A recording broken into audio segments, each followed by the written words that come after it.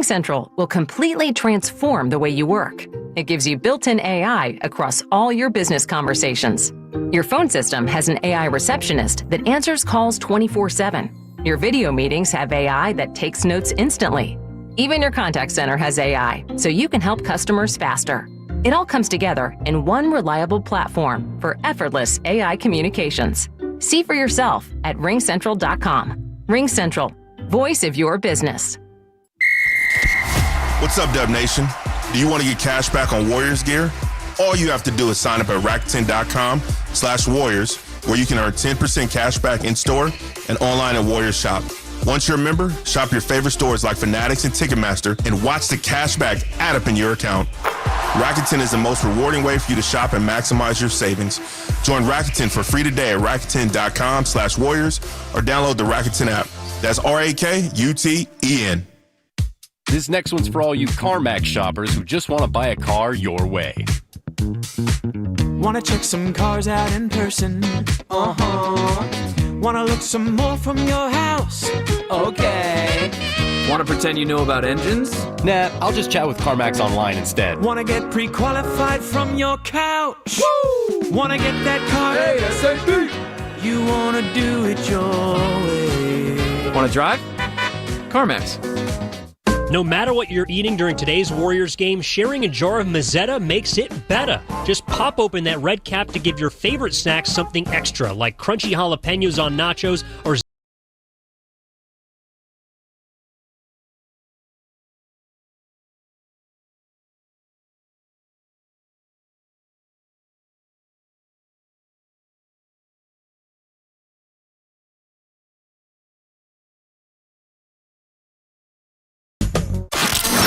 Curry, pump fake, flyby, three ball, got it with the buzzer sounding!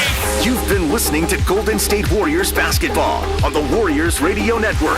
Presented by United Airlines. For tickets, visit Warriors.com or call 888-GSW-HOOP. You wish you were here. This Odyssey Sports broadcast has been brought to you by Geico. Switch and save. Get more with Geico.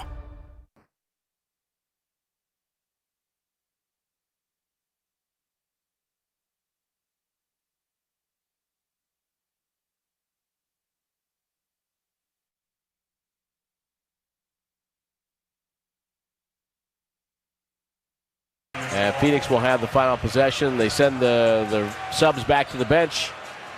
Allen will take it and get it across.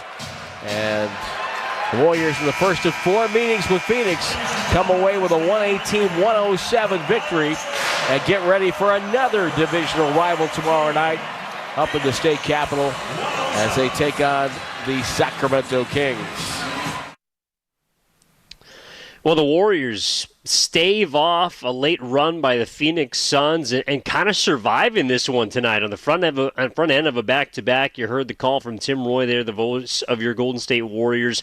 And this is Warriors wrap-up, a 118-107 victory for the Dubs tonight. They get back into the win column after two, what a lot of people would consider not so great losses. One, you could kind of give it to Milwaukee. The Indiana, not a good loss. And while I think a lot of people, after watching that second half, came away feeling like it wasn't a great win, you'll take as many of them as you can get. And for me, this was a game where the Warriors, with Jimmy Butler going down in the second half, we just got some updates on Steph Curry, was in his post-game press conference, a very quick one, and some interesting nuggets from that. But to me, this was a game where the Golden State Warriors just had to get a win.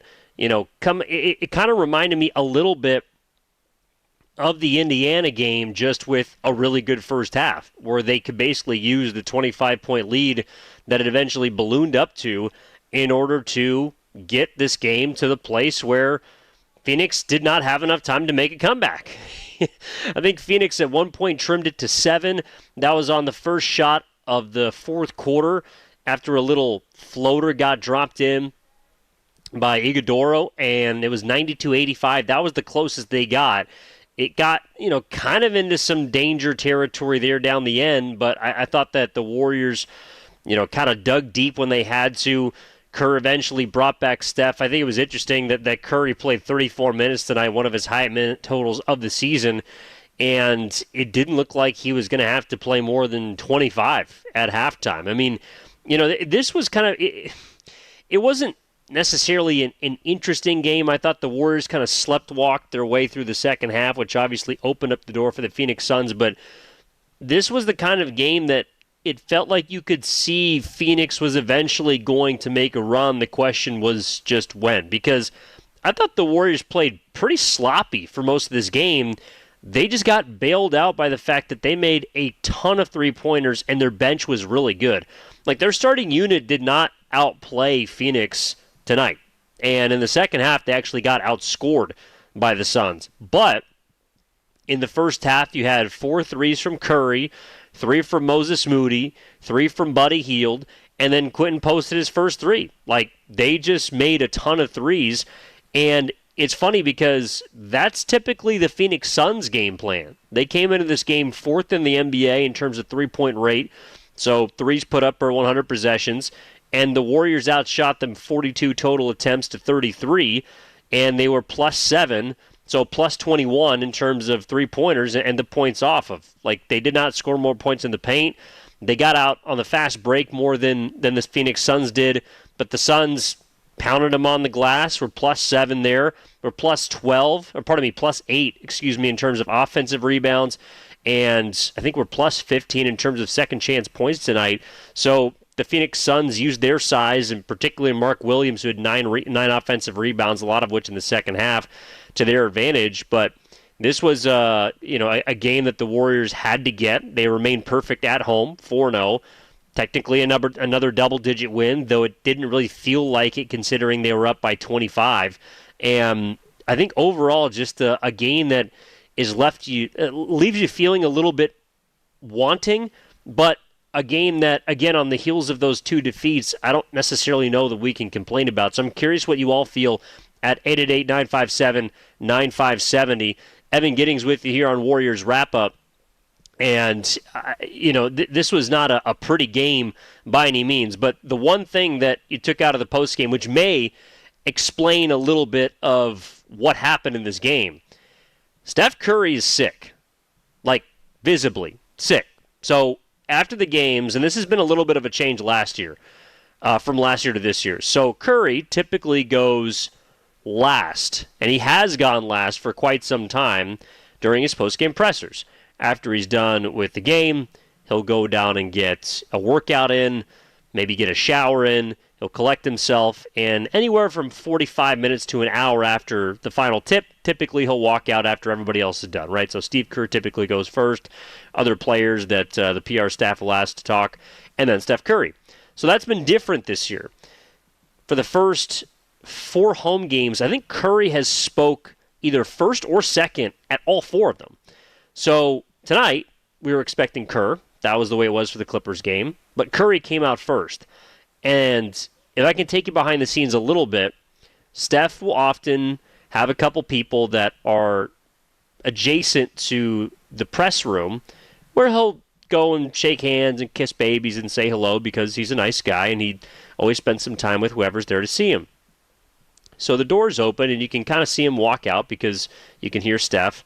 And the first thing he says to whoever he's greeting is, hey, I don't want to get too close. I don't want to get you sick. And I thought, that's kind of interesting.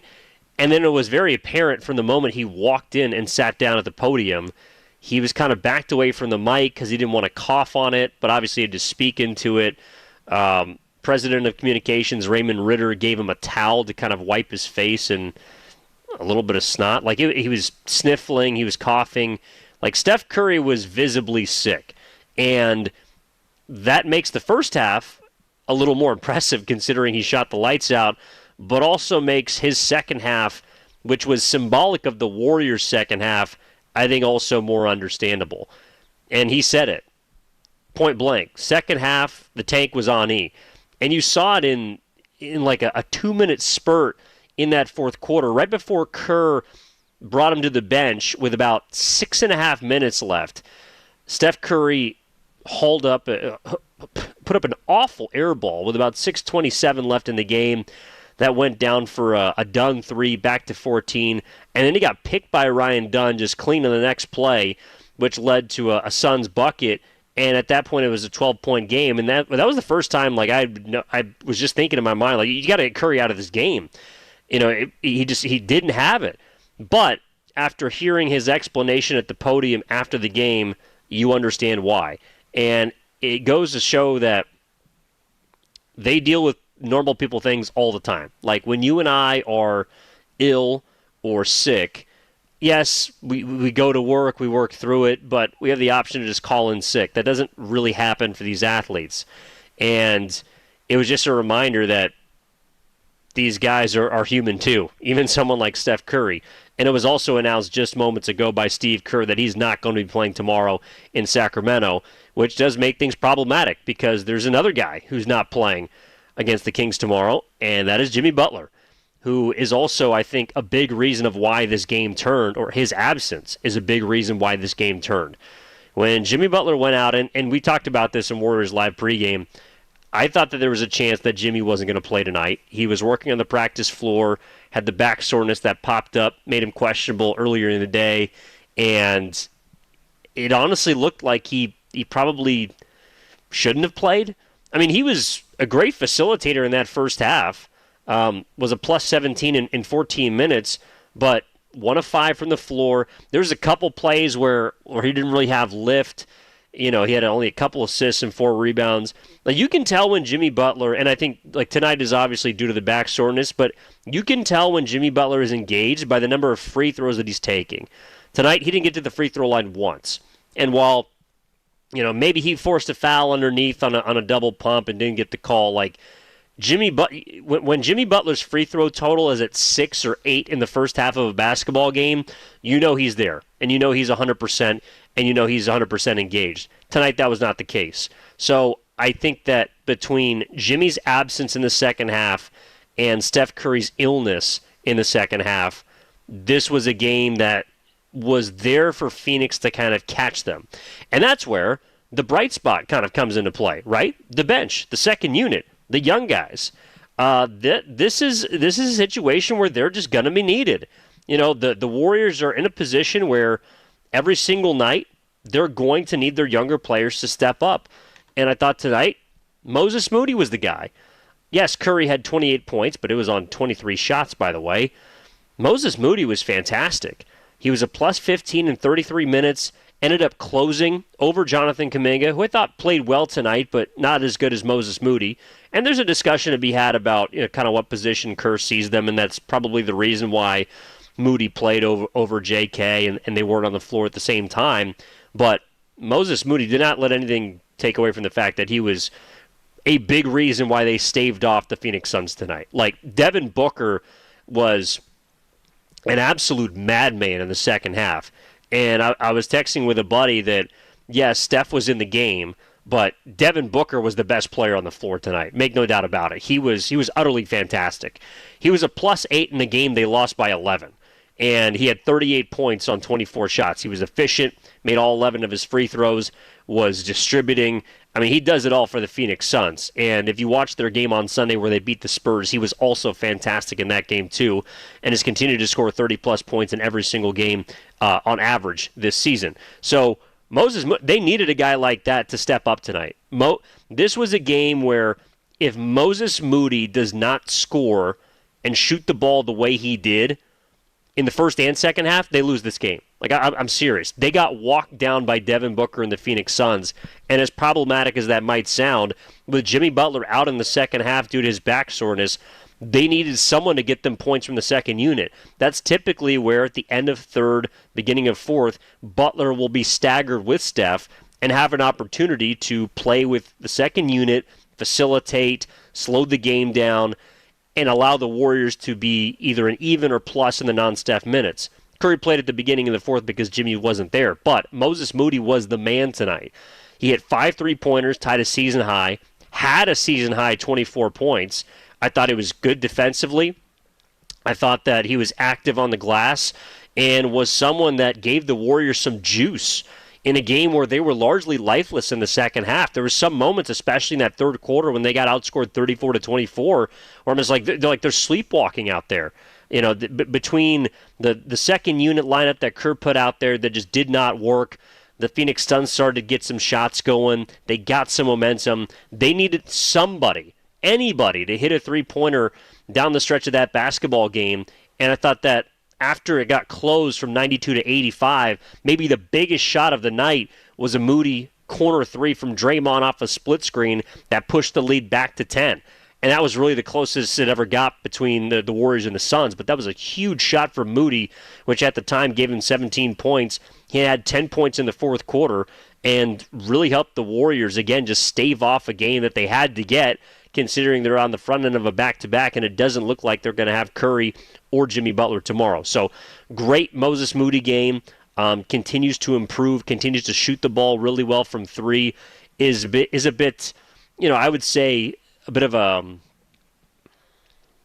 how do I want to put this, like streaky. Yeah, he's a little bit streaky. Some games he's got it, some games he doesn't. But this was a game where if he didn't have it, I think the Warriors lose this game. So big Moses Moody contest, and again, 888-957-9570 is the number here on Warriors Wrap Up. We're going to be taking you up until 11 o'clock tonight, so if you want to get some calls in, any of your texts, everyone on the YouTube chat, what's up to you?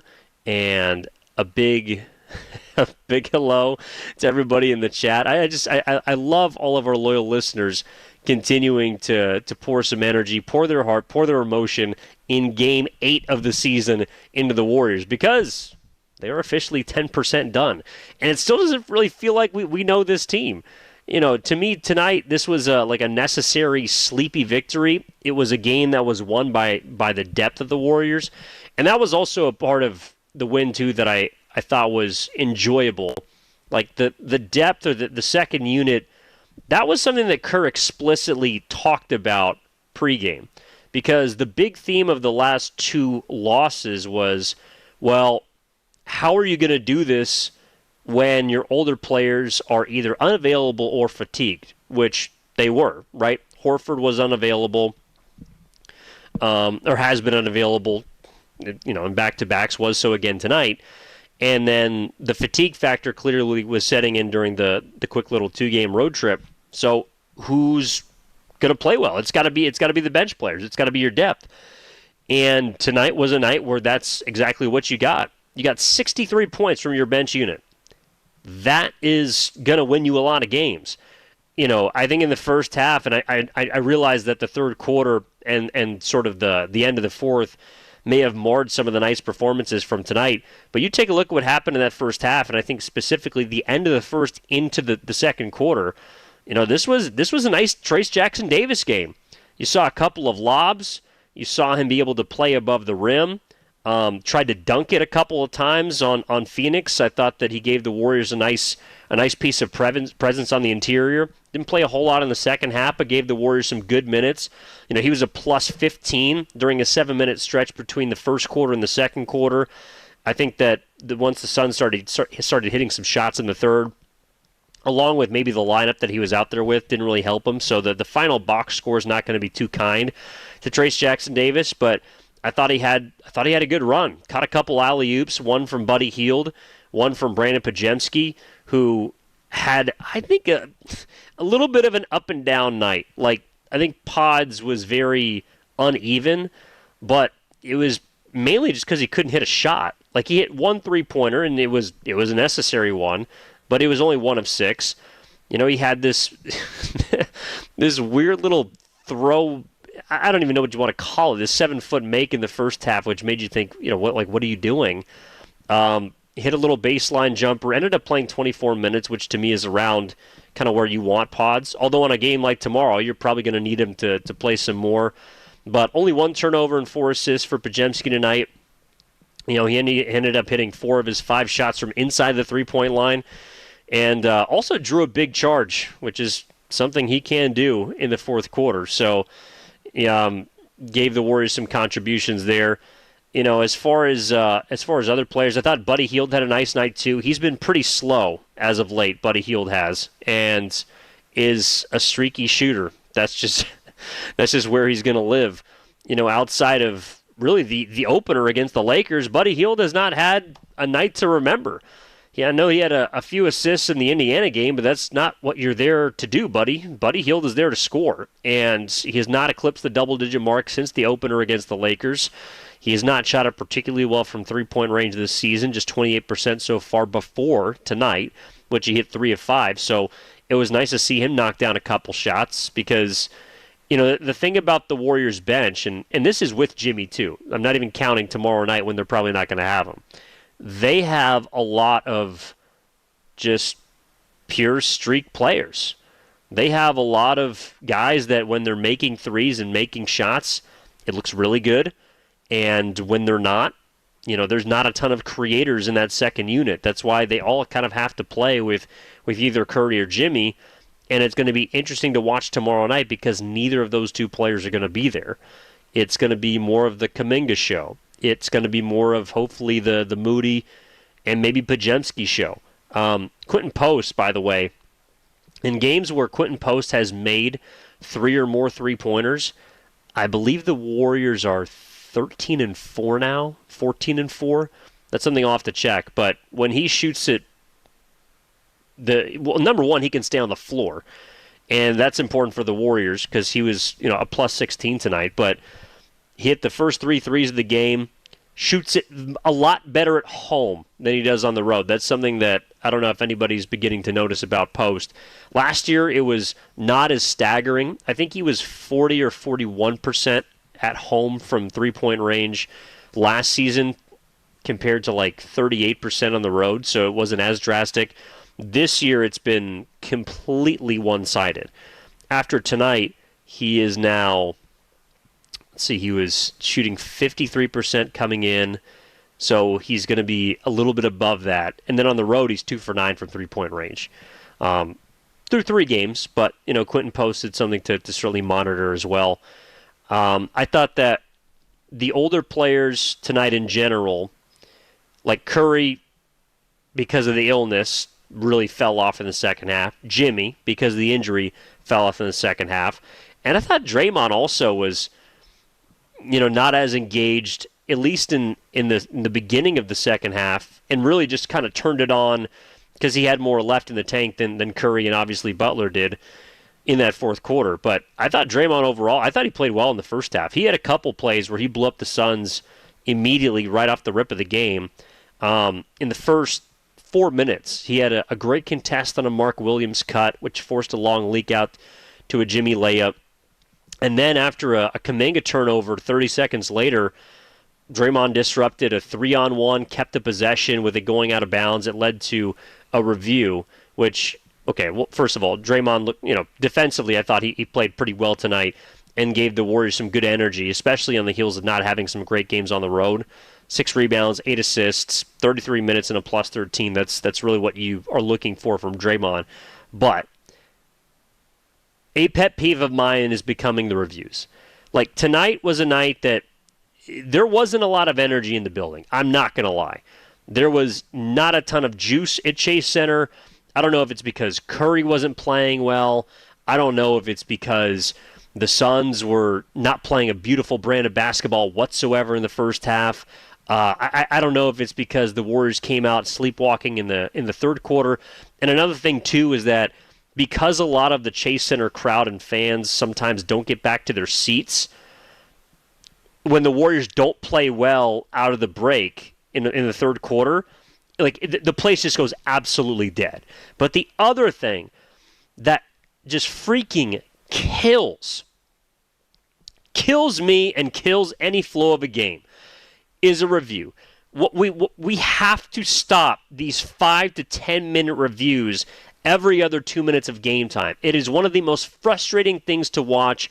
I don't know if as a fan at home, if maybe there's a commercial, you can get up, you can go to the bathroom, you can get another pop, you can start making, I don't know what you do at home, but watching it in the arena, at the game, and I imagine if you're paying great money, you're feeling the same way driving home right now. Can we please stop these elongated, unnecessary, ridiculous reviews? Because there were 2 within a 2-minute span in the third quarter, and I'm sitting there and I'm nodding off. I had to go get another cup of coffee because I'm waiting for a Moses Moody challenge in which he was clearly fouled. He's going to get to the free throw line. We can get that done in 3 minutes, followed by another Moses Moody foul on Moses Moody that gets him to the free throw line, and they're reviewing it to see if he should get free throws. Like, what are we doing? It was just combined with the flow of the game and how it just was not moving in the right direction. It was putting people to sleep. I was really frustrated with how many reviews and how unnecessarily long they were in this basketball game. So I guess it kind of contributed to just the overall not so great product that was delivered tonight, I think by a combination of both teams. But 888-957-9570 is the number. I see you on hold there, Miles and Phil, but we got to hit a break here. We're going to come back on the other side and take your calls, get your reaction to the Warriors. I would call necessary 118-107 win against the Phoenix Suns. They got the Kings tomorrow on the tail end of a back-to-back, but they get back into the win column, break the 2-game skid, and move to 5-3 on the season, surviving 38 points from Devin Booker. And, of course, without Jimmy Butler in the second half and a 6 Steph Curry, they still get the win here at home. So 888-957-9570 is the number. Evan Giddings with you on Warriors Wrap-Up. We'll step aside and come back after this on 95.7 The Game. Looking for lifelong financial guidance? Look no further than Pettinelli Financial Partners, your dedicated financial coaches for every stage of life's journey. Whether you're planning for retirement, starting a family, or buying a home, we're here for you every step of the way. Visit PettinelliFP.com. The financial consultants at Pettinelli Financial Partners are registered representatives with and securities offered through LPL Financial, member FINRA SIPC. Investment advice offered through Stratos Wealth Partners, a registered investment advisor. Stratos and Pettinelli are separate entities from LPL Financial. Makita knows that pros never settle, and neither do we. With Makita, you get tools that perform at the highest level on every job without compromise. Makita is for the most detailed pros, expertly engineered to deliver precision, job after job. When your work calls for the best, call on Makita. Makita, built to be the best. Available at the Home Depot. Neuropathy is a debilitating condition that is sometimes misdiagnosed. Symptoms can include pain, numbness, and tingling in your hands, legs, and feet. Neuropathy is a progressive condition that only worsens unless you get effective treatment. SF Bay Wellness is a leader in neuropathy reversal and uses FDA-cleared, non-invasive electric cell therapy to restore nerve function with no injections, no drugs, and no surgery. The treatments have a 95% success rate. If distance is a factor, ask about our virtual consultation option. Call SF Bay Wellness at 844-94-NERVE for the $99 neuropathy evaluation and receive a personal treatment plan that is tailored to your needs. Don't wait another day. Call 844-94-NERVE. That's 844-94-NERVE. Why keep suffering with the painful symptoms of neuropathy? You deserve to live a pain-free life. Start getting the treatment you need for your neuropathy symptoms. Call today. Now it's time for the closer of the week. Presented by LiftMaster and RNS Doors. Turn your garage into the envy of the neighborhood. Visit rnsdoors.com. This week's closer comes from Vinay from San Jose. One of the best professional services I have seen. Victor identified the problem and replaced the nylon gear in the opener within minutes. He also fixed the squeaking noise of our garage door. Highly recommend for any garage repair. Recently, my garage door opener was not working. I was in need of a closer. I was put in touch with RNS Doors and they hooked me up with a brand new garage door opener from LiftMaster. With LiftMaster's MyQ connectivity, my garage door opener can be controlled right from my smartphone. You'll know when a door or gate has been left open and can close it with a tap, no matter where I am. Be one of the first 10 callers and receive 20% off a LiftMaster garage door opener. Call 1-800-FIX-A-DOOR. That's 800-FIX-A-DOOR. Or visit rsdoors.com. R&S Doors. Look for the red truck. What if you could have reliable and intelligent Wi-Fi? And get this, what if you could keep it at the same price for 5 years? That's the Xfinity 5-year price guarantee. 5 years of Wi-Fi that boosts speeds to the devices that need them most. That finds and fixes problems before you even notice them. Like super intelligent Wi-Fi with a sixth sense. And that keeps you gaming in the fast lane, even when the whole family's banking on bandwidth. All your devices working in perfect harmony. for 5 whole years. And here's the best part. No annual contracts, no hidden fees, and our best equipment included. Hey, let's face it, a lot can change in 5 years. Kids grow taller, dreams grow bigger. But your Wi-Fi? It would stay reliable and the price would stay put. The Xfinity 5-year price guarantee. Lock in your price and unlock the possibilities. Xfinity. Imagine that. Select plans only. Restrictions apply. Hi, I'm Chris. I'm David. And I'm John Margevisi with Jack's Restaurant and Bar. Dude, what's with that voice? Bro, it's my radio voice. People say I have a great voice for radio. Bro, people say you have a great face for radio. Oh, you have a radio Guys, face. not again. We're here to talk about Jack's. Our mom taught us everything we know. Use the best ingredients. Cook everything homemade. Treat everyone like family. Don't forget the bar. With amazing cocktails. Of course. Full bar. Amazing cocktails. Let's stay focused. You're right. I'm sorry, bro. I'm sorry, too. That's better. Besides, you're twins. You have the same face for radio. Why, you little I love Jax.com. Morning, Zoe. Got donuts. Jeff Bridges, why are you still living above our garage? Well, I dig the mattress, and I want to be in a T-Mobile commercial like you. Teach me, Saldana. Oh, no, I'm not really prepared. I couldn't possibly. At T-Mobile, get the new iPhone 17 Pro on them. It's designed to be the most powerful iPhone yet and has the ultimate pro camera system. Wow, impressive. Let me try. T-Mobile is the best place to get iPhone 17 Pro because they've got the best network. Nice, Jeffrey. You heard them. T-Mobile is the best place to get the new iPhone 17 Pro on us with eligible trade-in in any condition. So, what are we having for lunch? Dude, my work here is done. The 24 monthly bill credits on experience beyond for well-qualified customers plus tax and $35 device connection charge. Credits end and balance due if you pay off earlier. Cancel. Finance agreement iPhone 17 Pro 256 gigs, $1,099.99 and new line minimum $100 plus a month plan with auto pay plus taxes and fees required. Best mobile network in the U.S. based on analysis by Ookla Speed Test Intelligence data 1/2025. Visit T-Mobile.com. Behind the back, uses post as a screen, steps in, throws it out to post. Good catch. Draymond screens for Curry. Ball goes to Draymond in the paint, over to Moody, left corner, lets it fly. 3-ball, left corner, pocket for Moses Moody. Well, that's a heck of a pass by Draymond over the shoulder. Not that he got it there, but he got it there in the shooting pocket. All Moody had to do is catch and fire. Now back to Warriors Wrap Up on 95.7 The Game. All right, Warriors survive the Suns tonight and get a necessary victory in kind of a sleepwalky type fashion, but the win being a win. 118-107 tonight for the Golden State Warriors. They improved to 5-3, 4-0 at Chase Center, all of which, by the way, on average by double digits.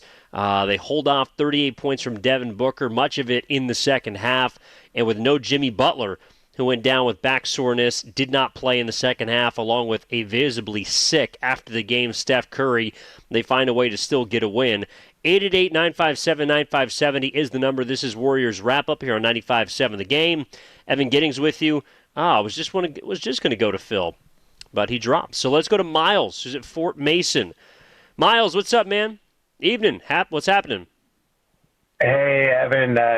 Great to hear from you. I was at the game this evening with my buddy Andrew from The Hate. And, Evan, I've listened to you for a long time, and I got much love for you. But if I was listening to you tonight, you would think we would have gotten blown out by 30 to the Charlotte Hornets tonight. Man, you're being so hard on everyone, the crowd, our geriatric, players, our young guys. Like, listening to you would have thought that no one did well tonight.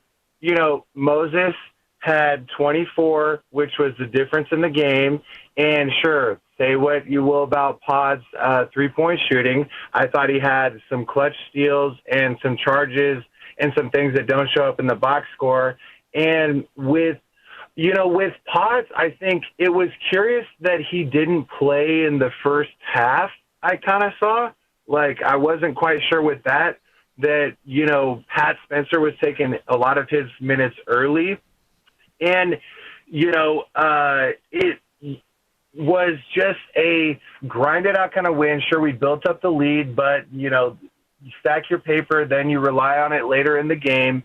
And so it was a win early in the regular season with a bunch of geriatrics to where we're going to need our young guys to perform well. So they need to get some run in these games and let them run a little bit to where we're not in the playoffs yet, Evan. like, let's relax a little bit here. I think you're being pretty critical of the team in the early season on a win when, you don't have a lot of good things to say. So try being a fan of another team. Shout out to Sacramento and Portland, So, hey, cheer up, buddy, and we will be back. Let's go Dubs, and have a good evening. That's fair, Miles. Maybe I'm just a little tired. Yeah, I mean, look, you're right. It is not the worst win. I think that this was, okay. I'm with you. I'll try and be positive for you here, Miles. The Warriors did not look very good over the weekend, and I thought in the first half they looked very good against the Phoenix Suns. I thought that this was a team that had some, if you've seen the way that Phoenix plays, they are basically live or die by the three-point shot. And in the first half, I thought the Warriors did a pretty good job of forcing one-and-dones. They didn't allow a ton of offensive rebounds like the Suns got in the second half, and that allowed them to build a 25-point lead. They were running, they were gunning, they were knocking down shots. They had a lot of also highlight plays in the first half. I think that, to me, Post, his three-pointers to start off the game were important to kind of stabilize things. Trace Jackson-Davis's alley-oop catches were quite a highlight.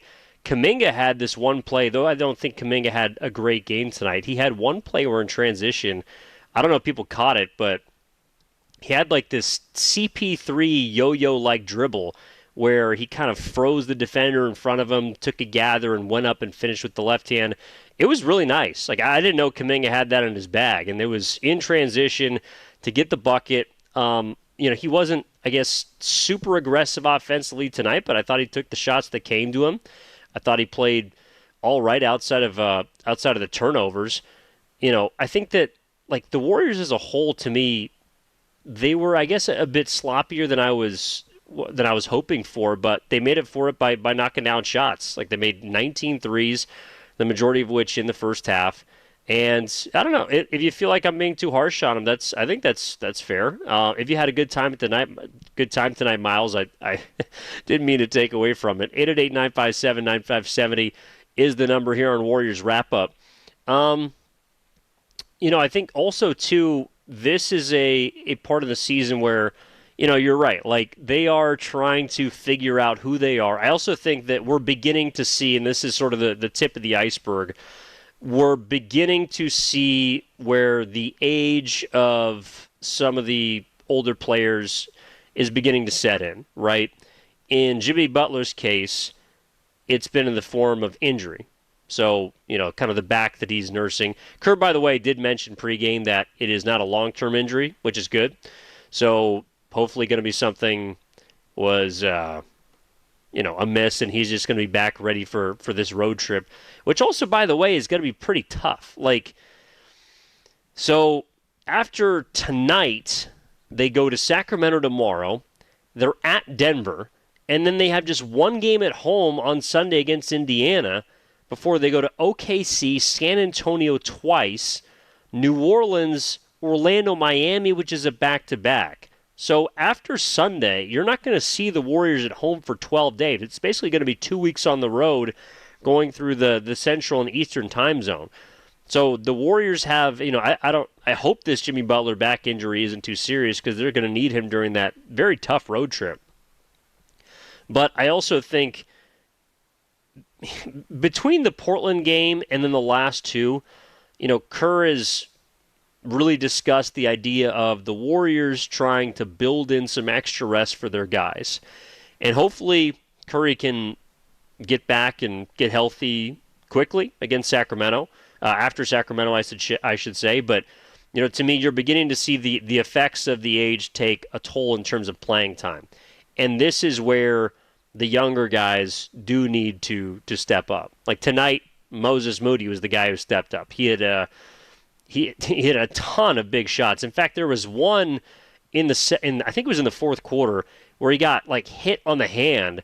It was his second three of the quarter, nailed back-to-back and he got hit on the hand. There was no foul called, and there was some life from him. I just think that then the second half there wasn't really anybody, and it could have been because of Curry's illness. I think that might have kept his energy low just in general, and he didn't play particularly well in the second half as a result of it. But maybe it was that kind of had the guys a little bit taking their foot off the gas pedal, so to speak. I also think that the Suns just sort of lulled the Warriors. Like, they built that 25-point lead, and then it's just naturally hard to keep playing as hard as you did. I thought the Warriors came out with great energy on the heels of two not great defeats, especially the last one. They clearly had more intent at the start of this game. They scored 68 points in the first half and, built up at one point a 25-point lead. Like, they were rolling. But I just, I guess it's going to be hard for the Warriors as we're learning to, put together, a full 48 with some of the guys that are in, that are out. I thought it was also interesting tonight that, like, we didn't see any Will Richard. No Gary Payton II tonight. Instead, we got more Guy Santos and actually Pat Spencer. And I don't think Pat Spencer was bad in this game. He actually hit kind of a three to calm things. Guy Santos, unfortunately, was just not very good. But as one of my friends pointed out to me, he's playing alongside Trace Jackson Davis and maybe that, big man combination. He was out there with, I think it was Pods, Moody. There's Pods, Moody, Santos, TJD, and I forget who the fifth was. It might have been Curry, but there just wasn't a lot of skill on the floor. It was a lot of effort and energy, and I think that's something that the Warriors need to have moving forward, because there's going to be a team tomorrow night who is going to have an advantage, in terms of rest, and they're going to want to take it to them. It's a rivalry game, and the Warriors are going to be down their two best players. So energy and I think just engagement for the full 48 is going to be necessary to beat some of these teams. Phoenix isn't a bad group, and obviously they were missing two of their better players that they're hoping to get back into the fold, Jalen Green and Dillon Brooks, who, by the way, might have energized Chase Center the most out of any point in the evening. Dillon Brooks did.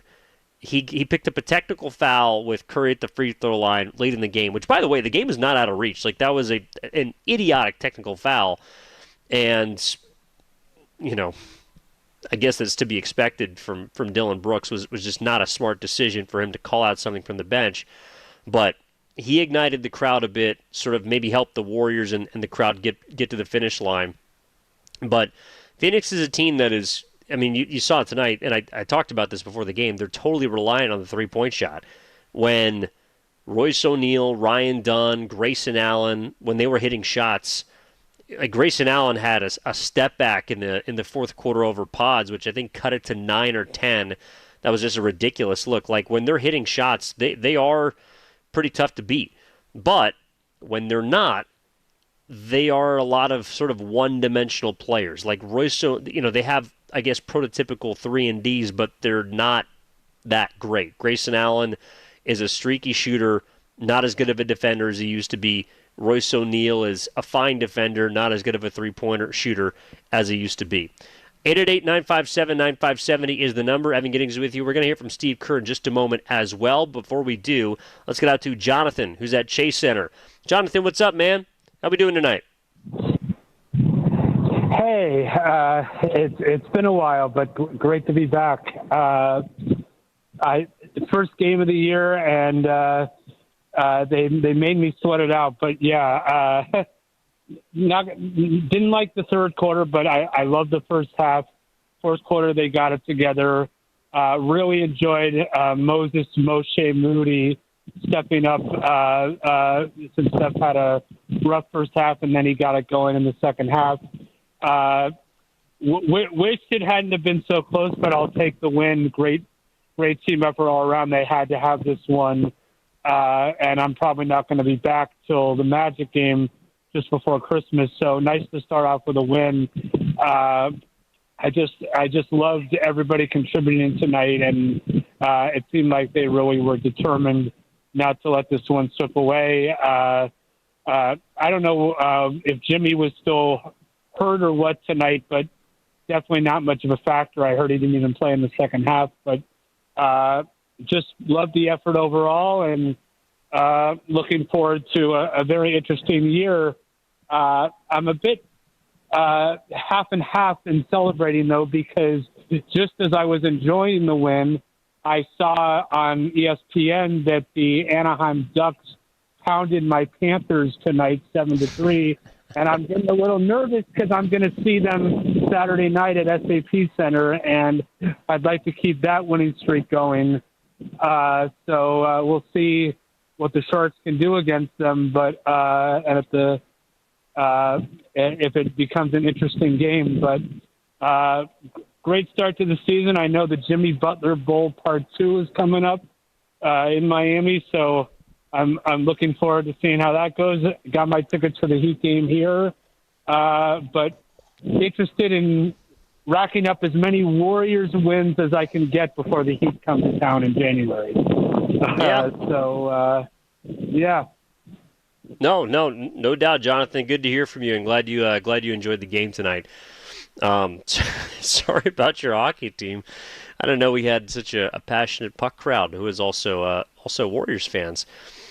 Yeah, I think. Look, so the Warriors to me are at a position where, they're beginning to see some of the effects from whether it's fatigue or age sort of take a toll, and instead of trying to fight through them, like, they're just going to have to start resting guys. It's just like load management is going to be a part of this team's future, and it's going to be a part of their season. When Steve Kerr stepped to the podium and said, and we're going to hear it in a moment, I'm making the executive call right now. Like, Curry's not playing tomorrow. It kind of felt like he was doing that a little bit during the game. Like, he took him out. I don't know how many times Kerr has taken Curry out when the game has been in the balance, and it's almost been a result of Curry's play. Like, Steph had an air ball and a turnover that quickly turned into a 10-point advantage deficit, I should say, for the Suns, and he went to pods and then came back with Curry, and Curry, did enough down the stretch, but wasn't particularly great. Like, it almost felt like Kerr was saying, okay, Steph, doesn't have it tonight, and on the heels with, a back-to-back tomorrow on the back end, like, he's got to rest. And by the way, Jonathan, yes, Butler was injured, not anything serious, but he had back soreness coming into the game, played 14 minutes in the first half, and then they decided that they were going to shut him down at halftime. So that's what happened there. Speaking of the head coach, here's Steve Kerr, who after the game spoke to the media. The Warriors victorious 118-107 tonight. They put the two losses behind them, advanced to 5-3 with the win over the Suns. Here's Steve Kerr. We just talked to a sniffling and coughing Steph Curry. How much do you think that's affected him? He said for a couple of days. And could you see it affecting him tonight? Oh, for sure. Yeah, he's wiped out right now. So I don't care what the doctors say.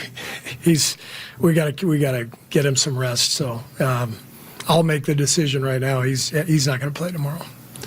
He needs some rest. He's been sick. All the travel, everything. It's just caught up to him, so hopefully, getting some rest, and hopefully he'll be ready to go for Denver. And Jimmy, was that precautionary, or was that something that's happened again? Yeah, I mean, he was questionable for a reason. He felt like he could go, then he tweaked it a little bit, so we took him out. So he's questionable for tomorrow as well. And we'll see. It's we have to assess where he is as well. But we've got a great challenge ahead to go try to win a game shorthanded, and I'm excited for all the guys who are going to be playing tomorrow. You were talking pregame about, you do have to take another look at how you approached these guys. Obviously, it was early season. Maybe the Portland game was the one time, but was just Steph's energy level part of the initiative of that conversation? Like, wait a minute, like, I can tell there's something going on. Yeah, I could tell on the road trip that all three of those guys looked tired. I mentioned it's a very unusual schedule to start the year, and none of them had missed a game, and I think they just ran into a little bit of a wall. And obviously, Steph came down with the illness, so we'll get through it and we'll be fine. But it's just a really tough part of the schedule, and we'll do the smart thing. You got Pat Spencer in there in a little kind of a dead period, end of the second quarter. This could be seeing these players come in, not having major roles and contributing like that. Could you find a lift from something like that from not just Spencer, but several guys? I thought the bench was great. I mean, Moses was the player of the game tonight. His defense on Booker and his shooting, he was fantastic. He's just found his groove now, after missing most of training camp with the ankle. So it was a tough start to the season for him, mainly because, we just found a different starting lineup and a different rotation while he was out, and we were doing pretty well. But he's forcing his way back into the mix for sure. And then Quentin was great, but I thought the bench, Buddy, Pat, Trace in the first half really took control of the game. It was fun to watch. Steve Kerr after the victory, 118-107, and off of that, yeah, he's right. I think that the second unit was responsible for a win like tonight, and that's encouraging too, because the Warriors have not had a ton of games this year where the bench has been the story. It's either been Curry, or it's been Kuminga, or it's been Butler. You look at some of the Warriors' wins this year, and you can go down the list. Against L.A., Buddy did have a big game off the bench, but Jimmy Butler had 16 free throws, had 31 points. Denver, that was when Curry just snatched the soul right down the stretch and had, I believe it was, 13 straight points to end the fourth quarter. Ended up with 42 in that game. The win against Memphis was an all-around effort, but Kuminga had 25 and 10, his first double-double of the year. And then against the Clippers, it was primarily due to the defense. And yes, the second unit is a part of that, but the starters, I thought, really just handled James Harden along with Kawhi Leonard in that game.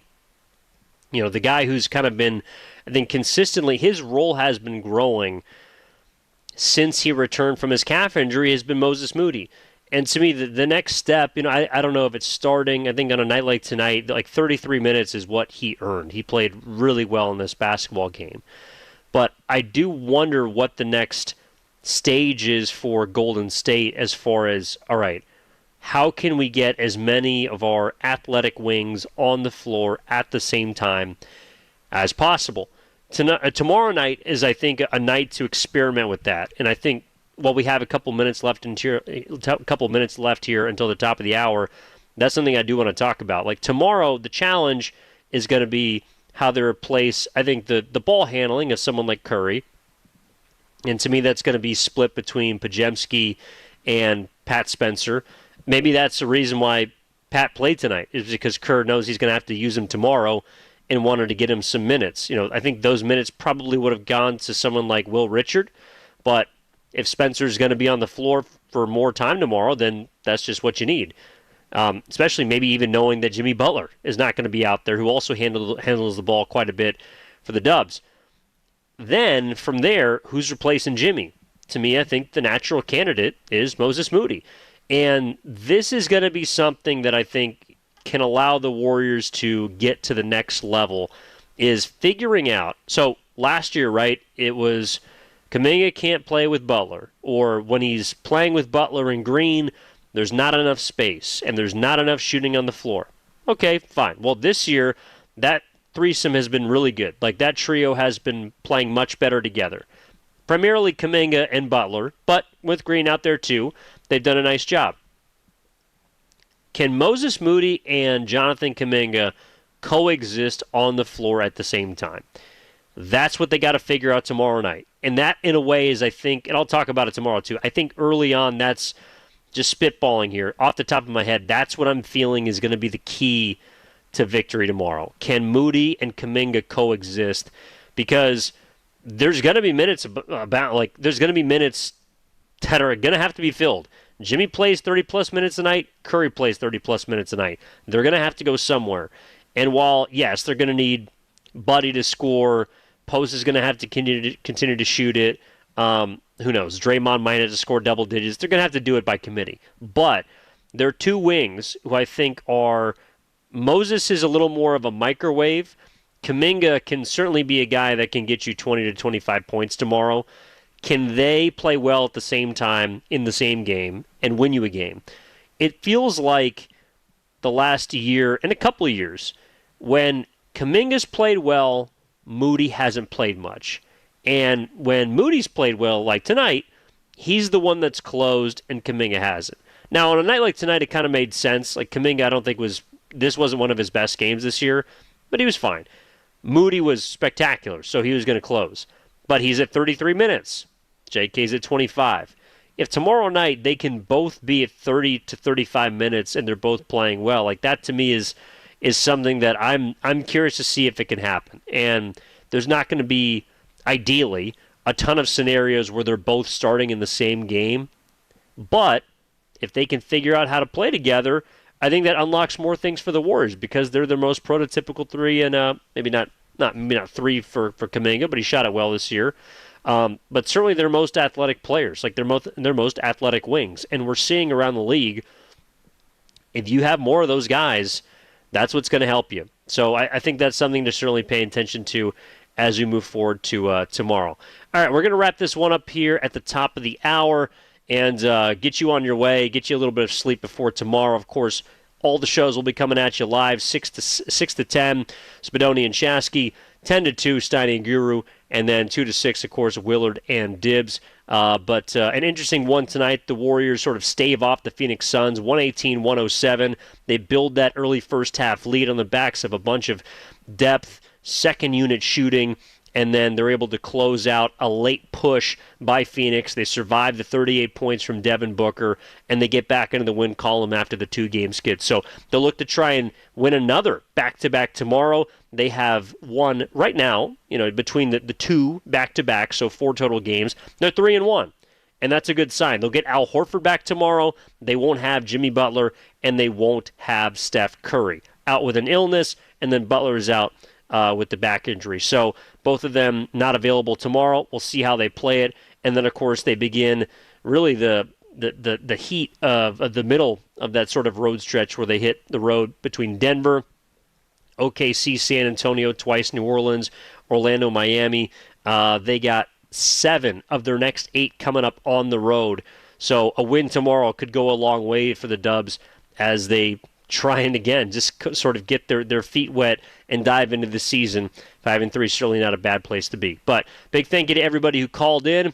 Sorry if I was a little too harsh tonight. That's a shout to Miles. Thank you for calling in and delivering your opinions.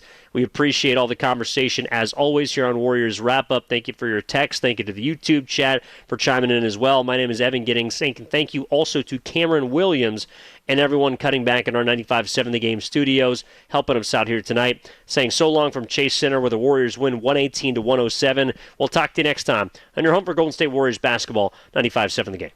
This game over.